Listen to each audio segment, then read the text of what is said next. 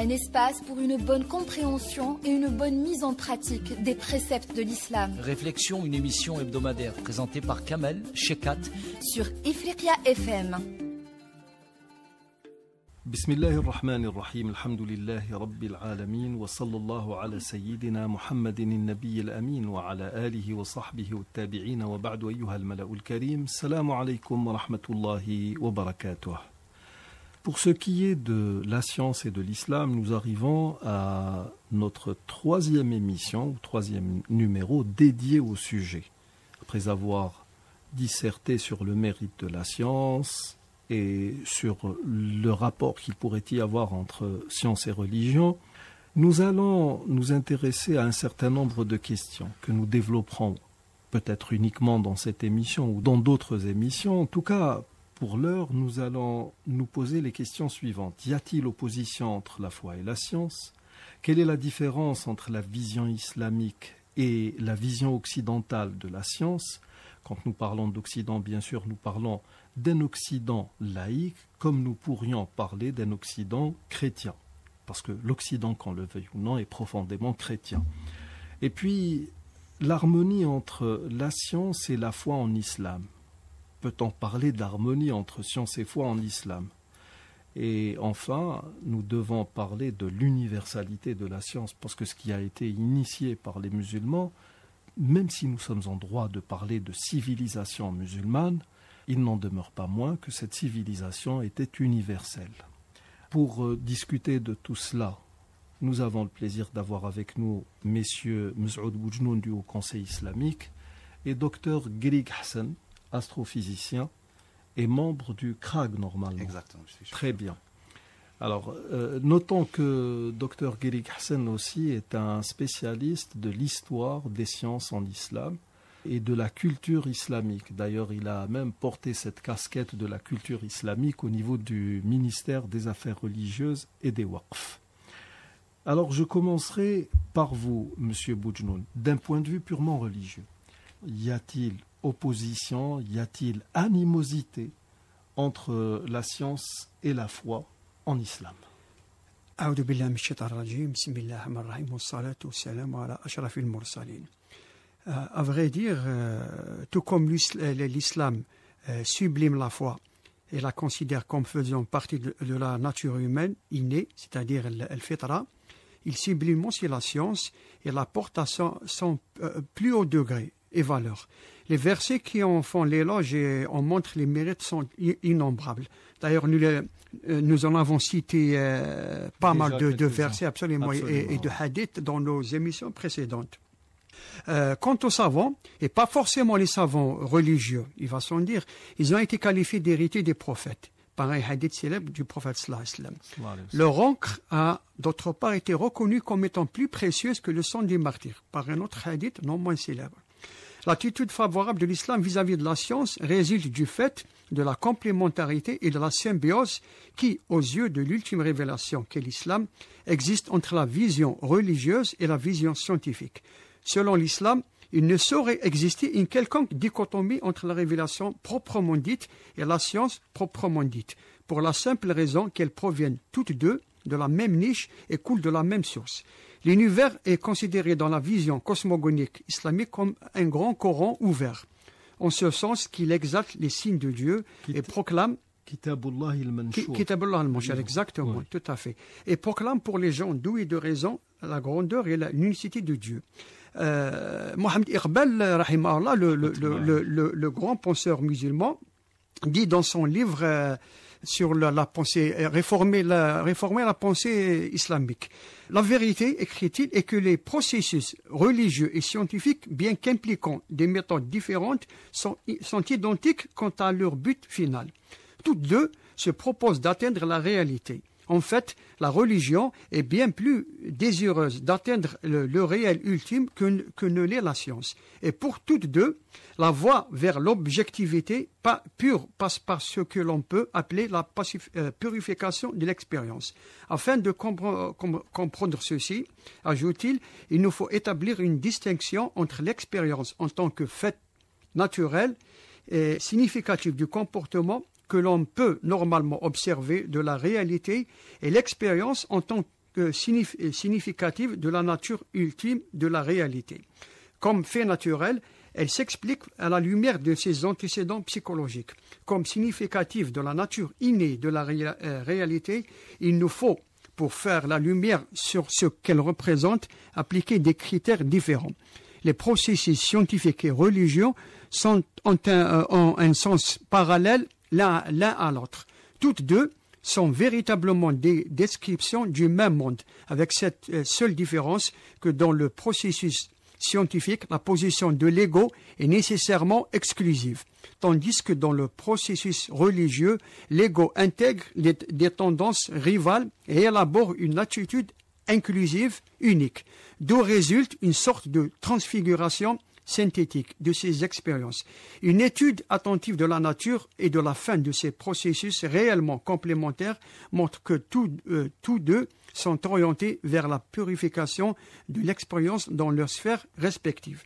Alors, à la lumière de ce qui précède, il ressort que du point de vue de l'islam, il ne saurait y avoir d'opposition ou d'antinomie entre la science et la connaissance religieuse, entre les données acquises par la recherche et l'observation, et les vérités scripturaires révélées par les religions à travers la révélation. Science et religion sont pour l'islam les deux revers d'une même médaille. L'une ne peut aller sans l'autre. Elles sont deux sœurs siamoises, pour ainsi dire. Plusieurs siècles plus tard, Rabelais, penseur français, dira « Science sans conscience n'est que ruine de l'âme ». Et lui faisant écho, Einstein proclamera « La science sans la religion est boiteuse, la religion sans la science est aveugle ». C'est clair, c'est clair. Et puis, ce que je n'arriverai toujours pas à comprendre, ce sont cette islamophobie savante, comme le disent les fameux... ceux qui ont répondu à Sylvain Guggenheim, c'est des Français, oui, dans leur majorité, des spécialistes en philosophie. Alors, à l'inverse de ce que vous venez de citer, nous avons chez les judéo-chrétiens de manière générale, cette tendance à vouloir propager que l'islam est une religion qui s'oppose à la foi.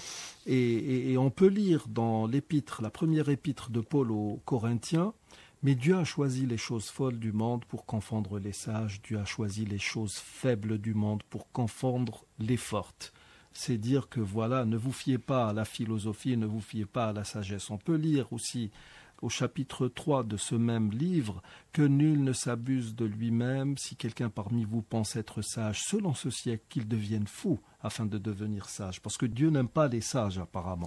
Et il y a même, pardon, si vous permettez, il y a même un dire de Saint-Augustin qui dit « J'y crois parce que c'est absurde ». Oui. Oui, absolument. De toute manière, quand vous analysez bien le dogme chrétien tel qu'il est présenté actuellement, surtout après que le christianisme soit devenu la religion officielle, on va dire, des Romains, tous ces mystères inventés, tout ce non-sens qu'on appelle mystère, ne se plaide ou ne se disserte ne se prouve que par l'absurde, ou bien ne se démontre que par l'absurde. Donc il dit, car la sagesse de ce monde est une folie devant Dieu. Aussi est-il écrit, il prend les sages dans leur ruse. Et encore, le Seigneur connaît les pensées des sages, il sait qu'elles sont vaines. Que personne donc ne mette sa gloire dans des hommes, car tout est à vous. Et dans son épître aux Colossiens, il dit, prenez garde que personne ne fasse de vous sa proie par la philosophie et par une vaine tromperie, s'appuyant sur la tradition des hommes, sur les rudiments du monde et non sur Christ, car en lui habite corporellement toute la plénitude de la divinité. Voici donc ce que pense l'Église officielle de la science, et vous venez d'entendre professeur Boujnoun parlant justement, dissertant sur cette concordance qu'il y a entre science tout court, qu'elle soit religieuse ou profane, et foi. Alors, nous restons donc dans la même logique avec vous, Dr Gerig Hassan. Quelle est la différence, d'un point de vue purement pratique, si vous le voulez, ou même général, entre la vision islamique et la vision occidentale de la science? Là, je voudrais, si cela est possible, je voudrais que l'on scinde ce point en deux, c'est-à-dire il va falloir que nous parlions de la vision islamique par opposition à la vision judéo-chrétienne religieuse, et puis la vision occidentale. Bismillah ar-Rahman ar-Rahim. Assalamu alaikum. Merci pour l'invitation. C'est un sujet très intéressant et il est très vaste aussi parce que il y va de plusieurs thèmes. On voit qu'il y a plusieurs visions, plusieurs perspectives pour la même question. Et il y a donc différentes façons de répondre à toutes ces questions. Premièrement, essayons de faire la part des choses. La science telle qu'elle a été conçue, donc chez Aristote, il y avait physica et métaphysica. Donc la physique, c'est et la métaphysique. Donc la physique, c'est étudier la nature et essayer de comprendre et d'établir les lois qui régissent cette nature. Ça, c'est la physique la plus simple possible et c'est normalement la science telle qu'elle est conçue, donc normalement. Mais les questions théologiques, les questions métaphysiques étaient un peu réservées ou bien à la réflexion religieuse ou aux religions, ou bien à la philosophie. Donc c'était les philosophes qui s'intéressaient à ces questions. Donc il y a un peu, les domaines sont séparés, oui. Mais plus la science s'est développée, donc elle a commencé à étendre les questions, ces questions, et le domaine de ces questionnements. Donc on est arrivé à travers la science elle-même à questionner à la fin l'origine de l'univers, l'origine de la question de l'origine qui a commencé à poser problème. Et puis les finalités. Oui. Les finalités posent aussi problème. Les finalités de ce monde, la fin du cosmos, la fin de l'univers. Au début, c'était les domaines réservés à la philosophie et aux religions. Maintenant, c'est aussi des domaines où la réflexion scientifique s'intéresse et travaille sur ça. Donc, c'est ce qui a fait qu'il y ait ces points de contact qui ont causé des frictions, parce que c'est des rivalités, en fait, avec des approches différentes. Chacun essayant d'imposer, de plaider pour sa propre cause. Exactement. Mais on a vu tout simplement la limite un peu de la prétention scientifique avec, par exemple, le dernier virus qui est arrivé, le Covid. Donc tout de suite, donc il n'y avait pas de réponse. La science n'avait pas de réponse. Absolument. Même à une question aussi simple qu'un petit virus, donc il n'y avait pas de réponse.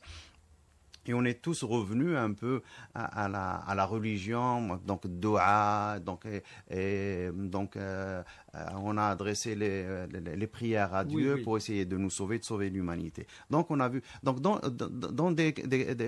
les grandes crises de l'humanité, on a vu que souvent, la science n'avait pas de réponse aux questions. Elle accusait des faiblesses. D'autre part, les scientifiques, donc la science telle qu'elle a été conçue en Occident, les premiers étaient, disons, ont dû faire leur révolution ou leur révolte contre l'Église. Oui. Parce que la différence entre... le combat, il est ancien. Hein, il commence avec Galilée. Exactement. Oui. Et pourtant, elle tourne en parlant et de donc, leur engagement, leur militantisme est compréhensible parce que devant eux, ils avaient une église. Ailleurs, il n'y a pas d'église. Donc, l'église est un fait singulier dans l'histoire de l'humanité. C'est propre à eux. Donc, pour développer leur science, ils ont dû se révolter contre l'église pour repousser le dogme et le remettre là où il était et d'essayer d'apporter de nouvelles questions.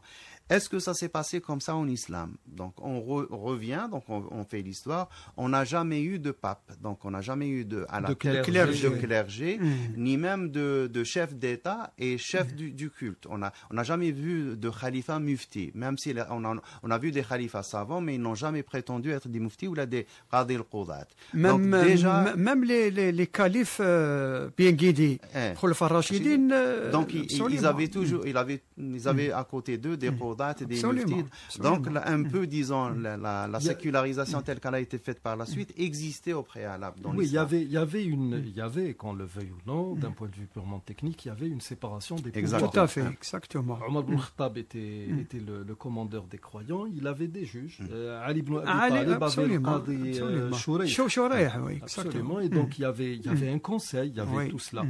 Et puis, notons déjà, pour l'histoire, nous avons parlé lors de nos dernières séances de cette fameuse bataille de Badr où le messager de Dieu alayhi salam a permis aux prisonniers de guerre de racheter leur liberté en instruisant 10 enfants parmi les musulmans.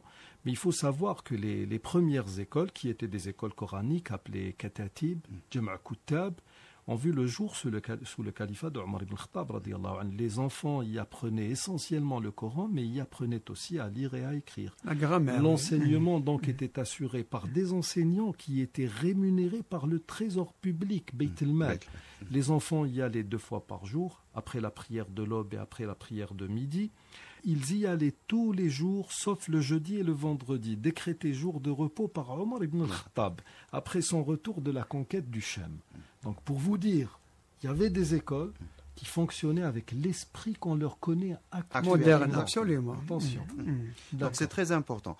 En fait, donc on comprend un peu ce qui se passe, toutes ces questions, ces études d'essayer de réconcilier la foi et la religion dans la religion chrétienne, mais ces questions sont moins compréhensibles en islam. On a vu de grands ulama, les plus connus sont Ibn Sina, Ibn Rushd, on a Razi, le Biruni, etc. Ils étaient tous versés dans les sciences religieuses, mais c'était de grands philosophes et de grands scientifiques tels qui acceptaient le terme actuellement. On ne trouve pas la même chose. Et puis même... On ne trouve pas la même chose chez les chrétiens. Oui, chez les chrétiens. Je préfère ne pas mélanger avec, en disant judéo-chrétien, parce qu'en réalité, on ne connaît pas très bien la civilisation juive telle qu'elle s'est développée au Moyen-Âge. Donc, ils essaient un peu de ramener chez eux pour se renforcer, mais ils vont mieux séparer. Il n'y a jamais eu de civilisation juive. D'ailleurs, même la civilisation, je suis désolé, mais d'un point de vue purement philosophique, moi, quand on me parle actuellement de civilisation européenne, mis à part le fait qu'il y ait eu la Grèce et Rome, puis tout s'est éteint par une décadence terrible, là, actuellement, la civilisation actuelle, est-ce qu'elle est réellement européenne? On peut parler de progrès européen, mais les fondements, les bases même de cette civilisation, elles sont musulmanes, qu'on le veuille ou non. J'allais y revenir, justement, parce que tout le transfert qui s'est fait au Moyen-Âge à travers François d'Aquin, à travers Moussa ibn Maymoun, à travers tous ces gens, l'école de Tolède, l'école de Sicile, qui ont fait le transfert. Avec l'empereur Roger II. Et c'était sous le signe de l'avéroïsme. Exactement. Donc, ils ont dû même faire une sorte de révolte contre Averroès à un certain moment au XVIIIe siècle en Europe contre la philosophie. Donc, ils ont... acquis, donc ils ont compris. Donc ils ont dû faire une révolution pour essayer de nettoyer, c'est ce qu'ils ont fait. Donc d'effacer les traces. D'effacer les traces, exactement. Et ce qu'on voit maintenant, donc en fait, il n'y a pas de contradiction entre foi et religion. Il y a une contradiction entre foi et matérialisme. Parce qu'il y a aussi une transmutation de la physique des sciences en une nouvelle doctrine qui est le pur matérialisme, qui lui s'oppose réellement à la foi. Pas la science. Pas la science, c'est le matérialisme qui s'oppose à la foi. Du coup, tout de suite après, donc, dès qu'ils ont adopté cette position, ils ont eu des problèmes. Sur quel point de vue? Le point de vue d'éthique et de déontologie. Donc, quelle éthique et quelle déontologie dans le matérialisme? Il n'y a aucune éthique. C'est le pur matérialisme, donc c'est la cupidité totale, c'est le libéralisme total. Donc du coup, comment va-t-on gérer la société? Quel rapport humain on va avoir sans philosophie, sans éthique? Et du coup, donc ils sont en pleine crise. Mais de l'autre côté, il y a aussi, il faut dire que, par exemple, aux États-Unis, ils savent très bien que un pourcentage très élevé des scientifiques, chercheurs, ne sont pas athées. Oui, absolument. Surtout les physiciens. Les physiciens, il faut faire. Oui, il y a une sacrée différence entre les scientifiques anglo-saxons et les scientifiques francophones et francophiles. Et ils sont même contre la théorie darwinienne. Il y a certains qui elle est remise en cause. Exactement. La position de la Terre dans l'univers. Donc il y a beaucoup de questions qui se font autour de ça. Et ils refusent qu'elle soit enseignée dans les écoles, même dans les écoles américaines. Et donc il faut vraiment essayer de tempérer un peu, de voir la chose de façon plus réaliste, en revenant aux statistiques, en revenant aux faits réels. Et il y a aussi ces déclinaisons, ou je ne sais pas comment on peut appeler ça, dans l'athéisme, parce qu'au début, ils se disaient athées, puis ils se disent agnostiques, puis ils se disaient ils croient à une certaine énergie. Puis il y a toujours cette façon d'essayer. Ça, c'est un cheminement logique qui, si on prend comme référence Hayy ibn Yaqdan, on se rend compte qu'une réflexion sensée ne peut que vous mener vers Dieu. D'ailleurs, même quand des gens appartenant à l'école hanbalite, qui est considérée comme l'une des plus pures et dures parmi les 4 principales écoles. Vous prenez l'exemple d'Ibn al-Qayyim, par exemple, quand il vous parle de guidance, de hidayah, il dit, alors il y a une guidance qui se rattache à l'innéité, le fitriya, donc c'est dans le dialogue de Sidna Moussa alayhi salam avec Pharaon. Qala wa man rabbukum ya Moussa, quel est donc votre Seigneur, ô Moïse? Dieu a donné à chaque chose, à chaque être vivant, à chaque créature sur terre une fonction bien déterminée. Elle y va de manière innée, même si la prière ou l'adoration de Dieu nous a été rendue obligatoire. Nous savons maintenant à travers les neurosciences que nous sommes programmés pour croire en Dieu. Sinon, ça n'est pas possible. Et justement, le fait religieux est un fait universel. On trouve ça dans toutes les civilisations de l'Occident, quel que soit le type de... Donc, cette faiblesse de lien, elle est là. De toute manière, quand vous étudiez une civilisation, quelle qu'elle soit, la base, c'est généralement un temple. C'est pas un marché. Je suis désolé. Alors, il y a le philosophe Plutarque qui a dit j'ai visité plusieurs villes. Il y a des villes où je ne trouve pas un marché ou un théâtre, mais il n'y a pas de ville où je ne trouve pas de temple. Donc, la civilisation humaine commence par là. Vous avez la deuxième position, c'est Hidayat al-Irshad. C'est la force de discernement que nous a donné Dieu. Nous l'avons guidé vers les deux voies, là, celle du bien, celle du mal. Ensuite, il y a une troisième position qui se fait par la réflexion, mais ce qui est bien, c'est que Hidayat Tawfiq, ça veut dire que plus vous allez vers le droit chemin, plus Dieu vous facilite cette voie, plus vous allez vers le mal, plus Dieu subhanahu wa ta'ala vous facilite cette voie. Mais ce qui est frappant chez Ibn al-Qayyim, c'est qu'il dit que le summum de cette guidance, il appelle ça Hidayatul Ilham. Alors l'ilham, c'est quoi? L'ilham, c'est l'inspiration. Mais c'est un peu plus que l'inspiration. Un peu plus, oui. Il n'a pas d'équivalent, à vrai dire. Oui, le terme n'a pas son pendant dans les... L'inspiration et révélation. Et la révélation, pratiquement. Vous êtes à un degré peut-être plus bas que les messagers. Et il dit, ça, c'est ce que Dieu donne aux messagers et aux philosophes. Vous imaginez... Et là, vous avez des sclérosés mentaux qui viennent vous dire non, attendez, Ibn Taymiyyah, Ibn Qayyim, ils sont contre tout ça. Mais non, ils ne sont pas contre tout ça, parce que même dans ses dissertations sur Usul al-Fiqh, Ibn Taymiyyah, rahmatullahi alayh, nous parle justement de la logique telle qu'elle était conçue par Aristote. Donc c'est vrai que là, actuellement, il va falloir dépoussiérer tout cela. Je suis désolé. En parlant je voudrais, moi, insister sur ce que disent leurs religieux. Parce que moi, je n'arrive pas à comprendre comment un prêtre, par exemple, pourrait se la ramener, entre guillemets, en disant « oui, non, la religion des barbares, etc. » Il faut savoir qu'en mars 1199, le pape Innocent III, qui traitait Mohammed sallallahu alayhi wa sallam d'antéchrist, publie la bulle Vergentis Inseneum, qui institue une procédure de lutte contre les hérétiques. C'est le début de l'Inquisition. Tout ce qui allait à l'encontre des préceptes de l'Église ne pouvait provenir que du diable et devait être réprimé avec la plus grande rigueur. C'est en vertu de cela que le premier réformateur, Jan Hus, il y a eu un réformateur qui s'appelle Jan Hus, il était tchèque.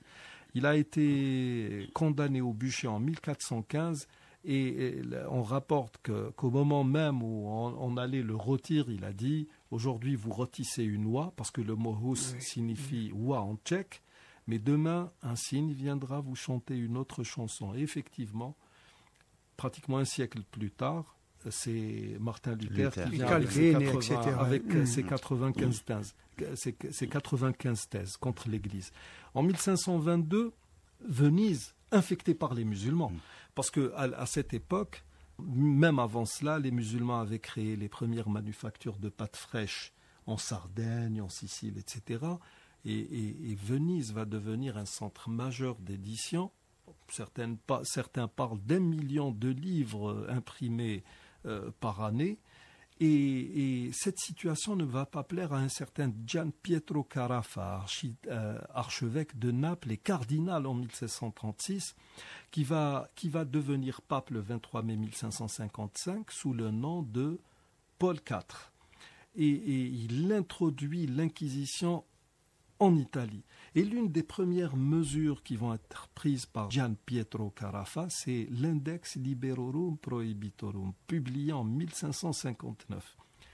Voilà, donc vous n'avez plus le droit de publier ou de faire tel ou tel livre, et puis on va passer à cette fameuse imprimatur nihil obstet. La censure. Oui, la censure. Donc, pour reprendre, donc, il y a, concernant l'édition, il y a toujours eu au sein de cette église toute une procédure de censure avec le fameux imprimatur, qui est une autorisation officielle catholique de publier, comportant aussi l'imprimi potest, peut être imprimé, et le nihil obstat, rien ne s'y oppose. Sinon, personne n'avait le droit d'imprimer un livre. Ça concerne le côté religieux. Maintenant, le côté, on va dire laïque, même athéiste de la chose.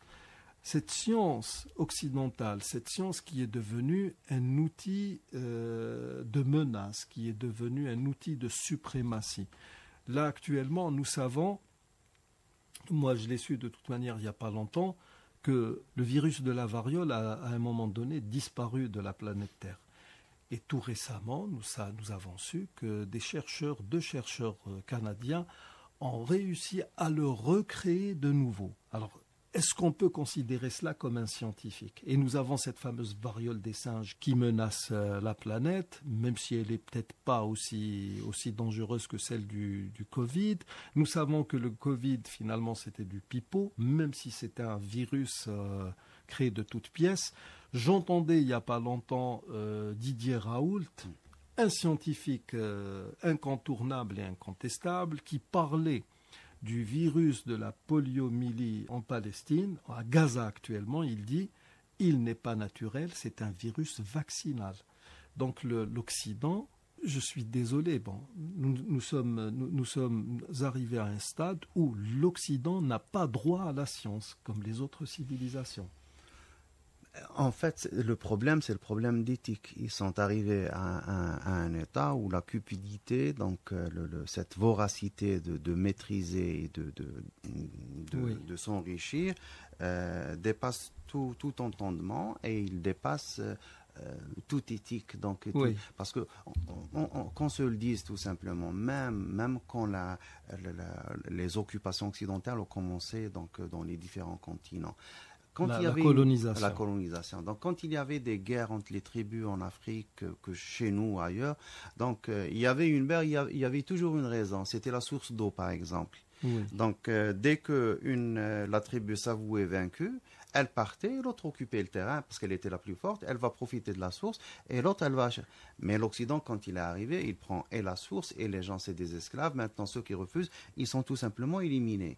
Donc, c'est ça. Donc, l'approche, la philosophie de l'homme occidental vis-à-vis de tout ce qui pourrait l'entourer, de tout ce qui est dit. Même on a vu avec le début de la guerre en Ukraine, donc quand ils ont dit que oui, mais les Ukrainiens nous ressemblent, ils sont blonds aux yeux bleus, c'est pas comme les Syriens et les Irakiens, ils sont mat. Et ils l'ont dit dans des plateaux de télévision, clairement. Donc, nous sommes des sous-hommes par rapport à leurs yeux. Nous sommes même pas peut-être des hommes, mais c'est ce qui nous permet de comprendre ce qu'ils sont en train de faire. Donc, faire ces expériences type Frankenstein donc lancer ces maladies, même ce qu'ils ont fait dans les grandes forêts, dans les jungles. C'est des massacres. Les expériences nucléaires. Exactement. En Algérie, ils se sont fait au détriment des populations. Et voilà. Donc, ce qui s'est passé au Japon, les deux bombes, combien même on pourrait comprendre la première, la deuxième, elle était vaine. Non, même la première, vous savez, il y a tout un travail. Nagasaki et Okinawa, les deux. Ils auraient pu ne pas larguer ces bombes, mais c'était l'occasion pour leur président, j'ai oublié le nom du président. C'est Truman. De faire. Et malheureusement, pour les Japonais, il n'y avait que deux bombes, finalement. Ils auraient persisté dans la guerre, peut-être qu'aujourd'hui on n'entendrait plus parler des États-Unis. Du Japon. Vous savez, non, des États-Unis, parce qu'ils étaient vraiment dans la déroute la plus totale dans cette guerre. Le problème est là, vous prenez quelqu'un comme Einstein, il vous dit, tout scientifique qu'il était, nous sommes des observateurs. J'ai oublié le nom d'un autre physicien qui, je pense, était italien. Il disait non, nous sommes plus qu'observateurs. C'est-à-dire que le scientifique qui n'a aucune foi va à un moment donné se prendre carrément pour Dieu. Nous avons cette faculté que d'apporter un changement. Et c'est ce qu'ils sont en train de faire avec ce qu'ils font. Donc quand on analyse l'aspect, on va dire, éthique de la science dans l'islam, il y a vraiment une sacrée différence entre les deux visions. Et ceci nous pousse à parler justement d'une harmonie qui existe entre la science et la foi en islam. Est-ce que, M. Boujnoun, toute science est à rejeter, ou est-ce qu'il faut d'abord voir quelle est la finalité de ce à quoi est arrivée cette science, quelle qu'elle soit, pour pouvoir juger d'elle? À vrai dire, comme vous venez de le dire, l'harmonie entre la foi et la science en islam est évidente, elle saute aux yeux. D'ailleurs, sur cette relation ontologique entre les deux, que les philosophes de l'islam et les théologiens du kalam, les théologiens dogmatiques, ulama al-kalam, comme Abu Hassan al-Ash'ari. Ce qu'on peut traduire par théologie ou scolastique. C'est la théologie dogmatique. Ce qu'on peut traduire par théologie ou scolastique. Absolument. On bâtit le raisonnement sur l'existence de Dieu. Les signes ayats de la nature sont pour les savants de l'islam autant de preuves pour l'homme sensé de reconnaître l'unicité du Créateur et sa grandeur. Toute cette harmonie, cette beauté parfaite des formes dans la nature exclut le hasard dans la vision islamique. De même que la vanité ou l'absurdité d'une telle œuvre. Oui. Pour le musulman, l'univers est un grand Coran ouvert, comme vous l'avez dit tout à l'heure. Kitabullah il-Manshur. Absolument. D'ailleurs, il y a, pour nos auditeurs, nous avons deux termes. Il y a Kitabullah il-Mastur, c'est le Coran, le livre tracé, le Mus'haf, et Kitabullah il-Manshur, qui est la nature. Voilà. Quand on dit nature, bien entendu, il y a la nature, l'observation de la nature qui se fait à l'échelle planétaire, et il y a l'observation du cosmos qui n'est peut-être pas donnée à tout le monde, mais qui se fait à l'échelle Exactement. de tout ce qui nous D'ailleurs, nous avons un verset du Coran qui dit « Nous n'avons pas créé le ciel et la terre et ce qui existe entre eux en vain. » Oui. Voilà. Donc, et c'est à cette même conclusion qu'aboutira plusieurs siècles après Voltaire en avouant avec gêne: l'univers m'embarrasse et je ne puis songer que cette horloge marche et n'est pas d'horloger. Ah oui, donc, absolument. Il y a un architecte. Exactement. Donc, c'est dire combien l'islam met l'accent sur le raisonnement scientifique dans sa démarche, tendant à guider la réflexion de l'homme vers la foi en Dieu. Ce raisonnement revient comme un leitmotiv à travers tous les versets du Coran, ce qui dénote de la symbiose et de l'harmonie existant entre la science et la foi dans la vision cosmogonique de l'islam. Est-ce qu'on peut trouver des expressions aussi sublimes mettant en valeur les mérites de la science et des savants que celles contenues dans le Saint-Coran? Jugeons-en, Dieu atteste, et aussi les anges et les hommes doués de science, qu'il n'y a point de divinité à part lui, le mainteneur de la justice, point de divinité à part lui, le puissant et le sage. شهد الله أنه لا إله إلا هو والملائكة وأولو العلم قائما بالقسط. Exactement. Et aussi il associe ceux qui détiennent la science carrément à son entité Absolument. et à ses âmes. Absolument, absolument. Et aussi le verset qui dit sont-ils égaux ceux qui savent et ceux qui ne savent pas.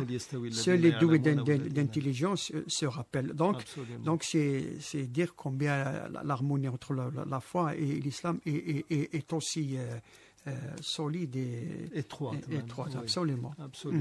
Le fait d'utiliser le même terme qui est l'ilm pour parler à la fois des sciences religieuses et des sciences profanes, c'est le même terme, donc c'est la même chose. Et le fait d'utiliser le terme kitab, ça veut dire que kitab, c'est là où on inscrit quelque chose. Donc c'est là où Dieu a inscrit... Sont consignées des choses. Voilà, il a inscrit sa création, que ce soit dans le kitab qui est le Coran, ou la nature. Et là, on est aussi invité à regarder la nature, à l'observer et à la lire quelque part. Donc, c'est une lecture qu'on fait. Et le al-Mahfouz, justement, c'est là où Dieu a consigné toutes choses. Les interactions principales, les interactions fondamentales dans la civilisation islamique, ils appellent ça Nawamis Tabi'a. C'est les lois. Donc Dieu a créé les choses Sunan al-Kawniya, les lois immuables. Voilà, les lois. Donc il y a eu beaucoup de philosophie. Est-ce que par exemple le feu, donc pour s'allumer, donc est-ce que la volonté divine vient à chaque fois, ou est-ce que c'est comme Dieu a créé des lois, donc il a fait en sorte que chaque fois qu'il y ait quelque chose, que le feu... La cause à effet. La cause à effet. Il y a beaucoup de réflexions. Il y a bien entendu, quand nous lisons le récit de Sidna Ibrahim, quand il a été jeté au feu, donc il y a quelque chose qui a été paralysé, handicapé, inhibé. Nous savons que le feu brûle. Nous donnons pour instruction à tout le monde, à nos enfants, à ceux qui ne le savent pas, de ne pas s'approcher du feu, de connaître les dangers du feu. Mais au-delà de cette science qui est très très pratique pour les êtres humains de tous les jours, pour la vie de tous les jours, il faut savoir qu'il y a une volonté qui va au-dessus. Maintenant, justement, c'est cette volonté qui est contestée. Maintenant, si vous prenez par exemple Darwin en lui-même, il n'a pas appelé à l'athéisme, mais son livre était porteur du germe même de l'athéisme, d'un athéisme supposé être soutenu par une science, qui n'en est pas. C'est une théorie. Le problème, c'est que ce sont les néo-évolutionnistes qui vont travailler sur ça, qui vont dire l'homme descend du singe, etc. Face à cela, vous avez une science avérée, telles que par exemple les lois de l'hérédité, de Gregor Mendel, la découverte de l'ADN par Watson et Crick dans les années 50, les découvertes, par exemple la découverte de certains vaccins ou bien les théories qui ont démonté en pièces la génération spontanée. On pensait que les mouches, par exemple, provenaient de la viande. Pourquoi ? Parce que quand on mettait de la viande comme ça, on voyait des vers surgir et puis ces vers se transformaient en mouches. Donc d'où viennent les mouches ? Elles viennent de la viande. Alors que c'est faux. On a dit cela parce qu'il n'y avait pas de microscope à l'époque, tout simplement. On ne savait pas que les mouches avaient déposé sur ce bout de viande avarié leurs œufs. Et donc, la science, pratiquement, a démontré que voilà, il ne peut y avoir de hasard, ou cette notion de hasard, dans toute la création. Et puis, vous qui êtes astrophysicien, moi, il y a une chose que je n'arrive pas à comprendre. Je sais que quand on parle du Big Bang, nous sommes dans la théorie. Exact. Nous n'avons pas de preuves scientifiques tangibles, palpables, etc. Nous savons qu'il y a eu un début, un engendrement du cosmos. Nous savons que ce cosmos est toujours en train de se dilater. Ou peut-être pas. La question se pose à chaque fois. Mais attendez. Non, parce que il y a eu justement des observations qui ont fait que quelqu'un comme Einstein, qui en 1905 parlait de cosmologie statique, a finalement s'est rétracté en 1912 pour dire que non, finalement, selon les observations des grands scientifiques, on peut parler d'un cosmos non statique. D'où cette théorie de l'expansion de l'univers avec un bouclier de Kelvin qui ne cesse de s'agrandir. Bon, est-ce que vous ne trouvez pas que l'athéisme tel qu'il est présenté actuellement vise justement à démonter toute idée toute idée créationniste. Ça veut dire que c'est Dieu qui a créé. Maintenant, si nous parlons du Big Bang, il y a eu une singularité initiale qu'on peut qualifier d'instant t égale à 0. Si nous avons un point de repère temporaire dans cette histoire, ou dans cette plus que préhistoire, forcément, s'il y a un début, un instant 0, ça veut dire qu'il y a quelqu'un derrière. Et pardon, pour vous poser justement ma question, ne trouvez-vous pas qu'actuellement nous sommes dans un scientisme qui fait tout pour éliminer Dieu, parce que finalement la théorie de l'évolution, elle est tombée en désuétude, c'est bon.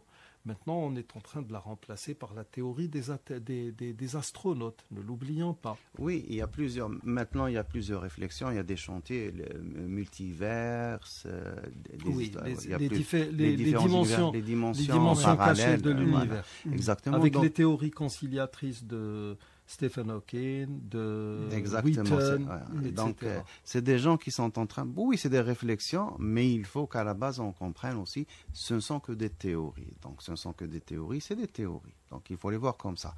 Plus beau que ça, quand ils disent que tout est pur hasard.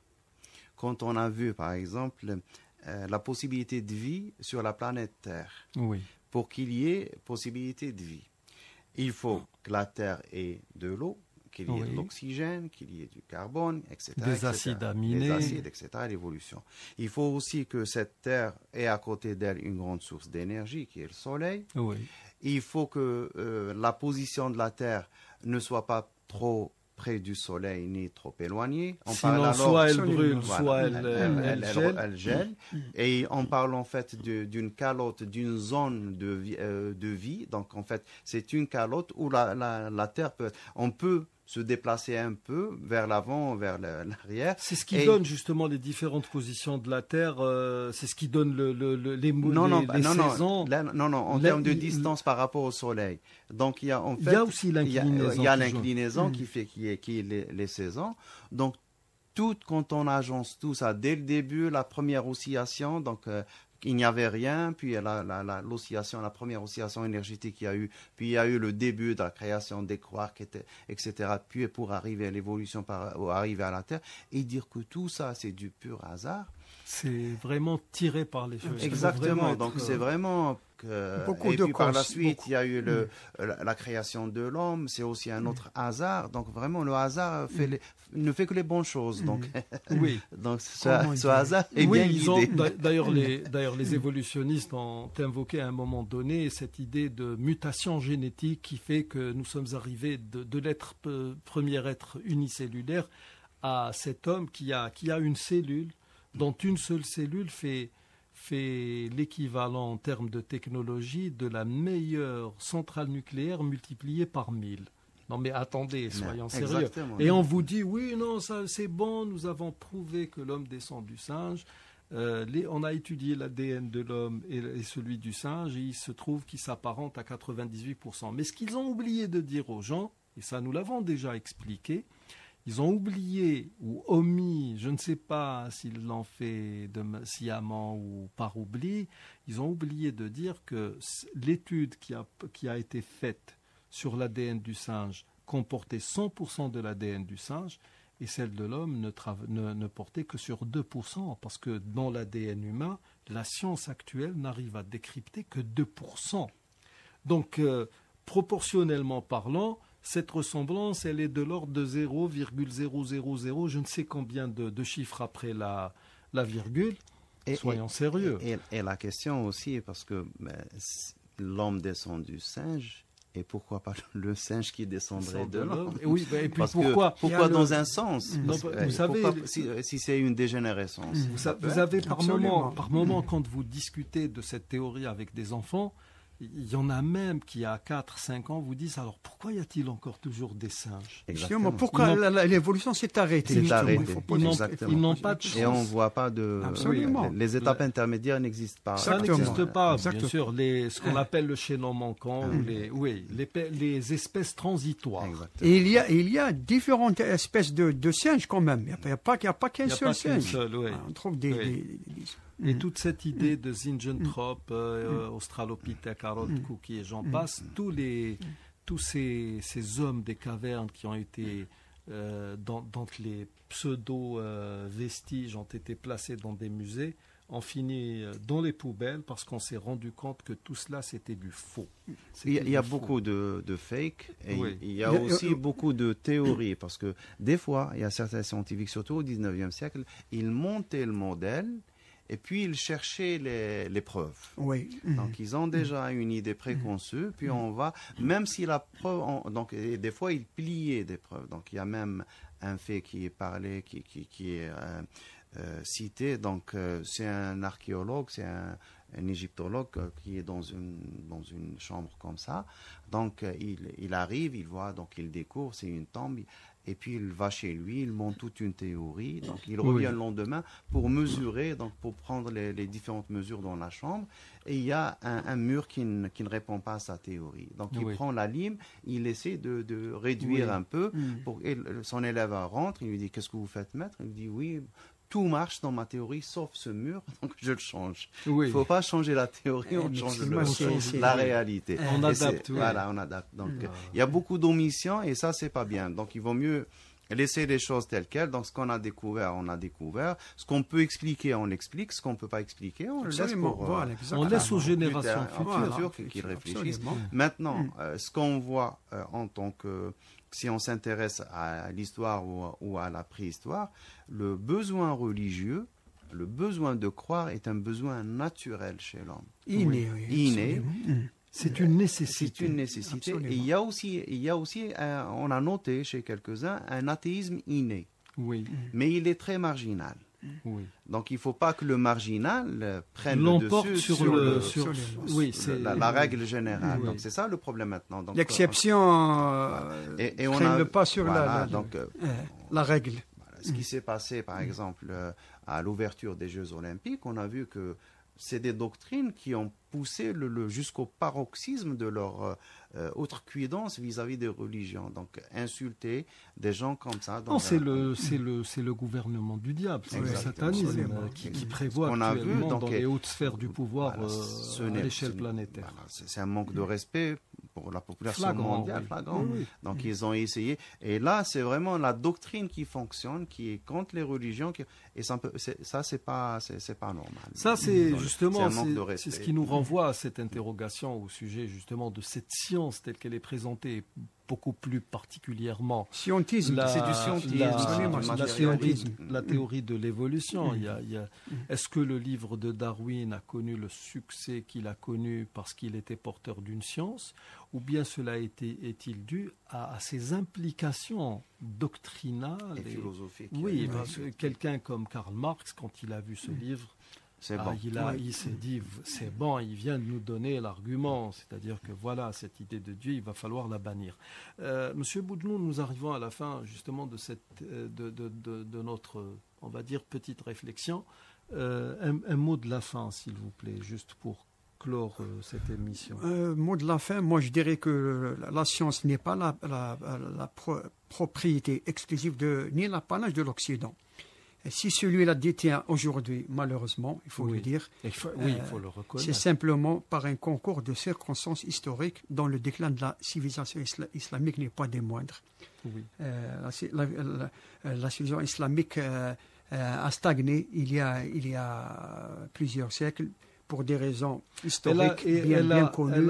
Elle a stagné, elle a stagné à un moment qui a permis justement à l'Occident de prendre le pas. Parce que même quand bien même nous saurions que la grande période coloniale a tout fait pour rendre sauvages ces populations musulmanes qui jouissaient d'une technologie certaine, il ne faut pas oublier que que c'est à cause justement de leur décadence que les musulmans ont tout perdu. Absolument. Je lisais une fois, je n'ai pas eu la possibilité d'authentifier le fait, mais on nous rapporte que des régents européens ont envoyé des espions à Cordoue, et nous focalisons sur Cordoue en oubliant Bagdad, Damas, en oubliant Alger, Samarcande, Tlemcen, Béjaïa, etc. Fibonacci est venu étudier chez nous à Béjaïa. Fès au Maroc. Oui, absolument. Et puis vous avez des villes qui sont dans le Sahel, comme Tombouctou, Gao, Chenqit, qui fait partie du patrimoine C'est mondial. des- Donc à l'époque où ces grandes villes existaient, les grandes villes européennes n'existaient pas encore. Donc on dit que donc ces régents, ces rois ont envoyé un espion. Il est allé à Cordoue, il est revenu en disant, écoutez, n'essayez pas de les attaquer. Franchement, ce n'est pas du tout le moment. Ah bon, et pourquoi, à quoi, qu'est-ce qui te pousse à dire cela? Il dit, je suis arrivé là-bas, j'ai vu des gens enchérir et surenchérir sur un livre à des sommes exorbitantes. Donc ces gens-là qui ont un tel respect pour la science, je pense qu'il vaut mieux ne pas s'attaquer à eux. Absolument. Une dizaine, une vingtaine ou je ne sais combien d'années plus tard, on lui dit bon, il faut quand même aller revoir un peu la situation où elle en est. Il revient, il dit maintenant c'est le moment. Ah bon, et qu'est-ce qui te fait dire ça? Il dit je suis arrivé dans le premier marché, c'était le cas dans tous les grands marchés, ils sont en train d'enchérir sur des concubines, des femmes, des esclaves comme ça, et c'est des sommes exorbitantes. Donc là, vraiment, c'est la décadence. C'est vrai, c'était la décadence. Oui. Et c'est ça, malheureusement, qui nous a tués. Mais il faut le souligner, c'est une nécessité que le monde musulman revienne justement à cette vision, parce que... Sinon, il y va de l'avenir du monde. Absolument. Et c'est la seule qui convient justement à la nature de l'homme, donc qui est, comme nous l'avons dit, une foi innée, et une recherche de la science aussi qui est une nécessité. Docteur Greg Hassan. Moi, peut-être le dernier mot, donc vis-à-vis de tout ça, donc je dirais tout simplement, n'est pas intelligent celui qui ne voit pas l'intelligence chez les autres. Donc, ils ne sont pas intelligents parce qu'ils pensent qu'ils ont tout compris et qu'ils dénient cette intelligence, qu'ils la dénient chez les autres, dans les autres cultures et les autres populations. Et ça finira par leur faire mal à eux-mêmes. Donc, et comme disait professeur Boujnoun, donc, il faut que les musulmans reviennent, mais il ne faut pas qu'ils reviennent en empruntant les mêmes sentiers. C'est ça le danger, parce qu'on essaie aussi de nous canaliser pour qu'on reprenne le chemin, mais leur chemin. On ne fera que du mimétisme, et ça va être la catastrophe. Et d'ailleurs, si vous permettez, les Chinois qui ne sont pas des Occidentaux, on fait des progrès extraordinaires, il faut le dire. Ils sont revenus à ce qu'était la Chine à sa période dorée. Et c'est basé sur la philosophie de Confucius. Exactement. Ils sont revenus. Donc, voilà. Absolument. Voici donc, amis auditeurs, pour la séance d'aujourd'hui. Nous arrivons à sa fin, et puis d'ici notre prochain rendez-vous, je vous dis astawdi'ukumullah alladhi la tadi'u wada'i'uhu. Assalamu alaykum wa rahmatullahi wa barakatuh. Merci, messieurs. إليك إله الخلق أرفع رغبتي